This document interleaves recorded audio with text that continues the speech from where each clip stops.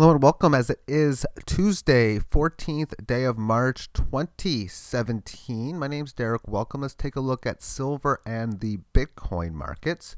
But before we do that, the debt ceiling is going to have a special day tomorrow. At least it's another one of those spots where they're going to have to go through all the paperwork. They have to try to extend the debt ceiling.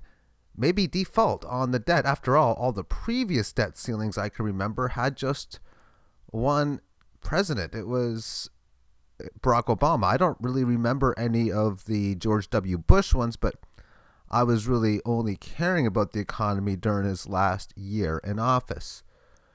Therefore, the last 8 years or so, it's been kicked down the can. Some interesting numbers, of course. Currency and credit derivatives, they say it's even higher, but that's about 2/3 of a quadrillion. Webbot seems to say silver is going to $800 an ounce. The dollar to silver ratio, as far as how many dollars are mined versus how much silver is mined in a year, well, 852 to 1. For gold, 77.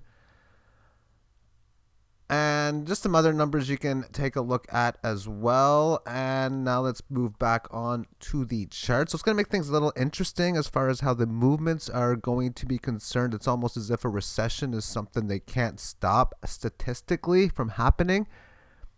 And that means that if that's the case, that things are going to go really, really wild, to say the least. But as far as the movements are concerned, as I've written on top, very tight range after decent non-pop rally sell-off. It means there's a sell-off, but it is yet to have some sort of decent bounce, sort of like this, a pop down here. Any type of move like this was the pop from this sell-off, as an example. Every one of them is going to have them at some point.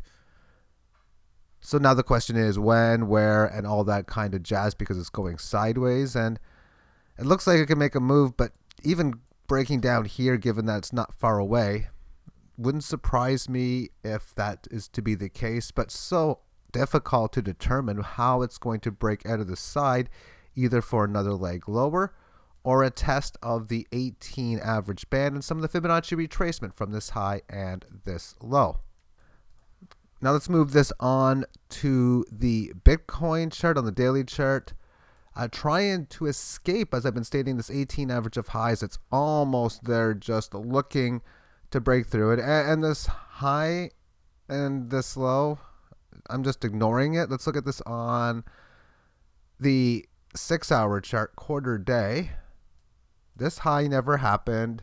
This low never happened. And the ETF, well, it never happened either. Probably a really good thing for the market. It's almost like you could delete this, and even these couple, but even not really. Things are just continuing from where they were, up, down, up, sideways, up, and that's really how it's going. So the Fibonacci in which I am using is to break the all-time highs of 1298. It's never ever been above 1300. This never happened. So will it ever get above this in the next little while? That's the next test. What I would like to see is a move up here and maybe a pullback somewhere before taking it out. And then, of course, it will reach 1300 for the very first time in U.S. currency. Take care.